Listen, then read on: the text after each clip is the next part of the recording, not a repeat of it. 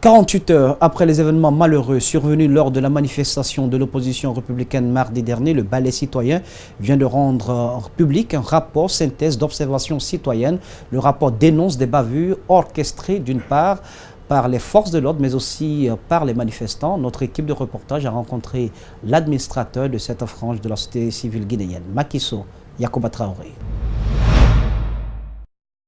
C'est un rapport accablant qui décrit le contexte de la manifestation réprimée par les forces de l'ordre d'une part et les agissements des manifestants de l'autre bord. Le Balai citoyen, dans son rôle de veille et d'alerte, entend soumettre ce document au parquet afin de diligenter une enquête sérieuse selon Sékou Koundounou, l'administrateur de cette cellule de la société civile guinéenne.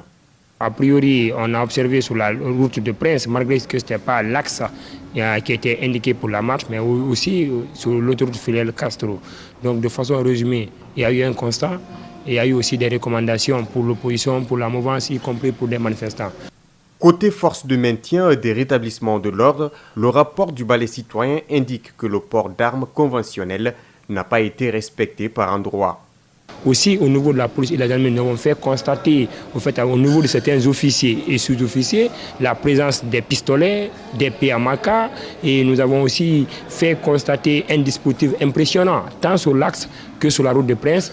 Cette manifestation interdite par les autorités a été bravée par les opposants. L'itinéraire même annoncé au préalable n'a pas été suivi, observe le Balai citoyen dans son rapport synthèse. Du point de vue constat, nous avons fait observer lors de cette manifestation du 23 octobre 2018 des manifestants qui détenaient des jets de pierre, qui détenaient des armes blanches. Dans ce rapport synthèse, plusieurs propositions ont été avancées pour tout besoin d'enquête. L'installation des exécutifs communaux en Guinée, lancée depuis le 5 octobre dernier, continue d'enregistrer des vagues de contestation et de violence. Après la commune urbaine de Kindia, bien d'autres circonscriptions, notamment en Guinée forestière, c'est au tour de celle de Kintinia, située à 35 km de la ville de Sigri, d'être le théâtre de tensions entre militants du parti au pouvoir et ceux du candidat indépendant. Mariam Fodé Camara, Tierno Sadouba, reportage. Kintinia, théâtre de violents affrontements entre les militants du RPG et les soutiens de Bala Camara, candidat indépendant aux dernières élections communales de février à Sigiri. À l'origine de ces échauffourées, l'installation des conseillers de la commune rurale. Ils ont préparé des bodyguards de Sigiri pour venir nous agresser. Tout cela pour ne pas faire l'installation. Nous ne sommes pas prêts pour la guerre. Ils n'ont qu'à prendre leurs dispositions. Ces accusations sont balayées du revers de la main par un jeune du parti au pouvoir qui reconnaît tout de même la présence de leurs militants qui se sont mobilisés dimanche à la mairie. Le dimanche, nous on était dans la salle. Et puis quand on est venu, on a trouvé une mobilisation des éléments du RPG.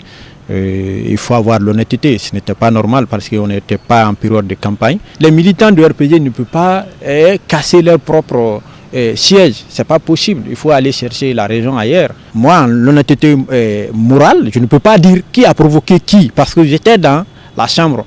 Les violences enregistrées à Kintinia ont fait plusieurs blessés dans les rangs des indépendantistes et les forces de sécurité. Nous nous sommes rendus à l'hôpital pour le constat. Le médecin-chef explique les circonstances dans lesquelles il a reçu un policier grièvement blessé. Quand je l'ai demandé, il a dit qu'il avait lancé le gaz lacrymogène qui n'a pas explosé, l'autre a pris. Il y a un jeune qui a jeté ça sur lui, ça a explosé sur son dos, il a eu des lésions. Et finalement, il est venu à l'hôpital. On a fait la prise en charge, tout ce qu'il faut pour le pansement, les soins, et on l'a mis en observation. Après, il est rentré. Nous avons plusieurs fois tenté de faire réagir le préfet en vain. Et la mairie, aux dernières nouvelles, reste toujours assiégée par les indépendantistes. Et puis pour être plus complet sur ce sujet, nous venons de l'apprendre, le candidat du mouvement, Bouré Sanou, vient d'être installé dans ses fonctions, ce après quelques jours d'affrontement entre ses militants et ceux du RPG qui ont fait plusieurs blessés et d'importants dégâts matériels. Candidat aux élections communales du 4 février dernier, l'ancien président de la jeunesse de Bouré est arrivé devant le RPG avec 18 conseillers contre 12 pour le parti au pouvoir. Nous y reviendrons dans nos prochaines éditions d'information. Sans transition, célébration ce mercredi du 73e anniversaire de la création. Comme chaque 24 octobre, les Nations Unies, regroupant en son sein les États libres qui ont accepté de remplir les obligations, célèbrent cette journée mémorable en vue de sauvegarder la paix et la sécurité internationale à travers le monde. Mohamed Valektoré, Amara Alexida. La Guinée, à l'instar des autres pays, a commémoré la Journée internationale des Nations Unies ce mercredi 24 octobre. Comment sauvegarder la paix dans le monde et instituer entre les États une coopération politique et économique sur le respect de l'égalité des droits des peuples ont été, entre autres questions, débattues. Nous savons que le respect des droits fondamentaux et de la dignité humaine est une condition indispensable à la paix. Les conflits se multiplient, les gens souffrent, mais nous ne baissons pas les bras, car nous savons que chaque homme, chaque femme, chaque enfant mérite de vivre en paix. En toile de fond de cette célébration, une organisation pour tous, une force mondiale fondée sur les responsabilités partagées au service des sociétés. Les défis à relever sont énormes.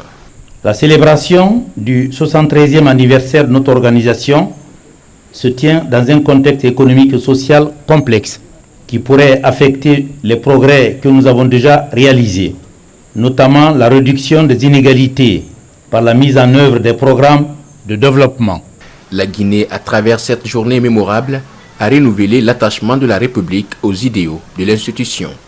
L'invite a été donné aux États à respecter leur engagement dans le cadre de la mise en œuvre de l'agenda 2030 des Nations Unies. Ainsi, notre ambition légitime de développement devrait aussi reposer sur la protection de l'environnement et la lutte contre le réchauffement climatique. La Guinée et ses partenaires restent convaincus que les investissements conséquents dans la prévention des conflits et à la recherche des solutions politiques épargneront à l'humanité des innombrables fléaux auxquels elle fait face. L'occasion était tout de même de rendre hommage à la famille onusienne suite au décès de Kofi Annan, ancien secrétaire des Nations Unies.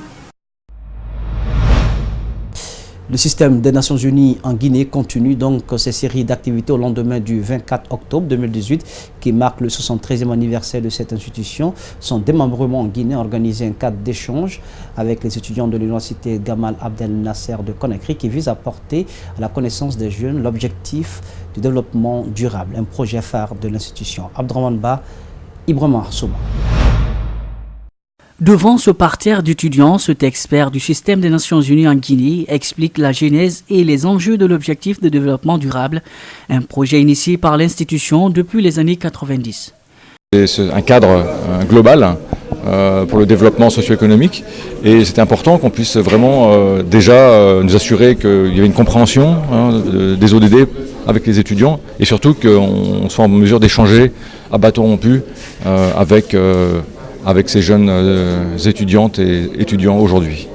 Ce projet implique majoritairement les jeunes. Il aborde plusieurs thématiques, notamment le chômage, l'immigration, l'emploi et l'entrepreneuriat jeune. On a des projets ici, mais c'est le problème de financement qui nous manque. Et avec l'appui de ces gens-là, peut-être on va réaliser ce qu'on veut, quoi. Aujourd'hui, les initiatives ne manquent pas pour les jeunes diplômés, mais leur réalisation reste un défi.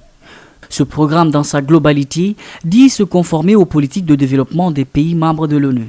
Et donc tous les plans des partenaires ensuite de mise en œuvre, y compris les agences des Nations Unies, doivent s'inspirer de ce plan pour que tout le monde soit dans le même cadre et qu'on puisse avoir des résultats communs.